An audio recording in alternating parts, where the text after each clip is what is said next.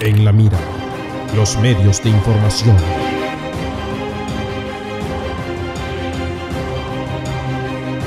¿Qué tan seguro está usted que lo que le han dicho los medios de difusión es cierto?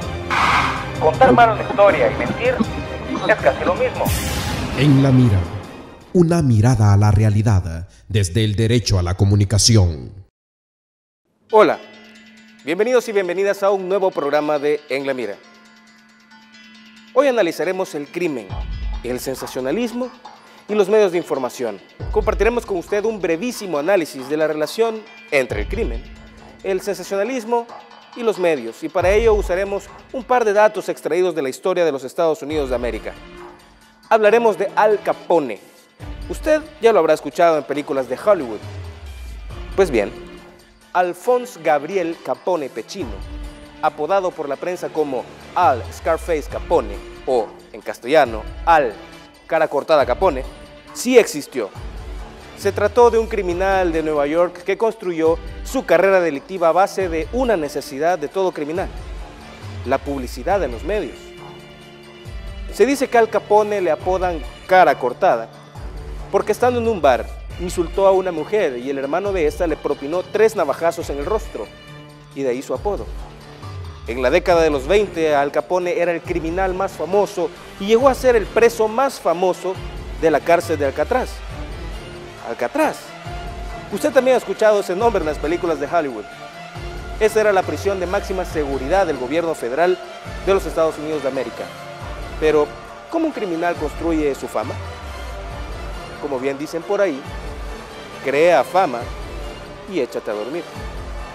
Al Capone fue un gángster. En castellano esa palabra vendría a ser algo así como pandillero.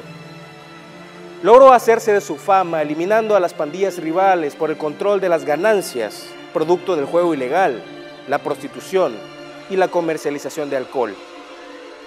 Al Capone usó a la prensa de la época en su país para enviar mensajes y facilitar su accionar delictivo, para construir su fama. Seguramente ningún golpe criminal habría valido la pena si no hubiera aparecido en los principales diarios de aquella época.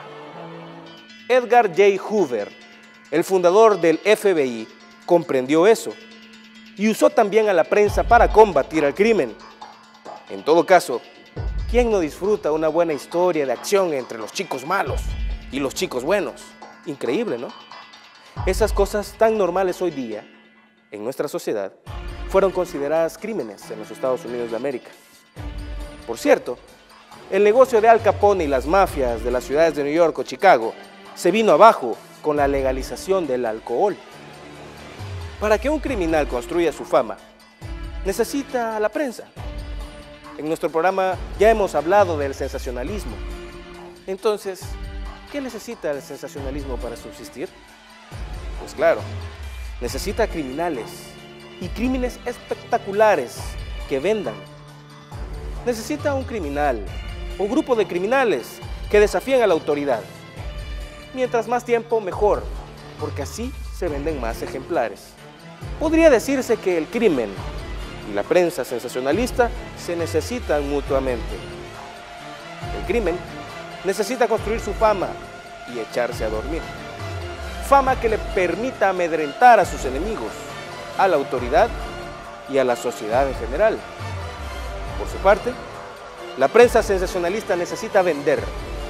Por cierto, el sensacionalismo nació en los Estados Unidos de América y está aún vigente hoy día.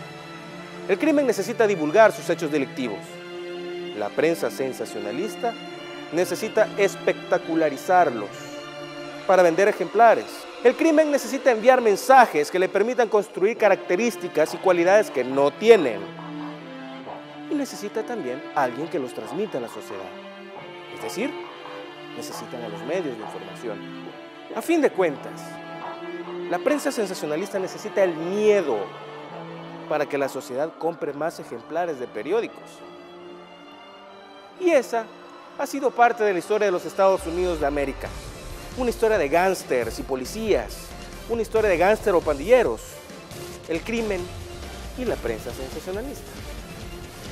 En un país como el nuestro, en el que están poniendo de moda toques de queda, en el que la práctica del rumor en la prensa sensacionalista no ha desaparecido, en un país en el que hemos entendido cómo los medios se manipulan para manipular la opinión pública, en el que la prensa sensacionalista atribuye características al AMPA que no tienen, en el que el miedo sigue dando ganancias a algunas personas, y en un país en el que se pretende hacer parecer que el crimen ha prevalecido sobre toda la sociedad, conviene preguntarnos qué relación existe entre la prensa sensacionalista, el crimen y el resto de la sociedad.